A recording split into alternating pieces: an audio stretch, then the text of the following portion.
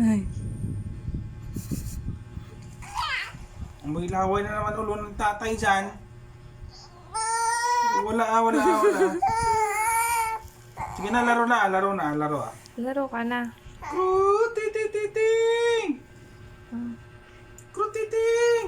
Ayan. Ano yun? Ay. Sarap yan. Ha? Masarap yan. Try kayo natin ilagay dun sa ref na tapos konting lamig lang.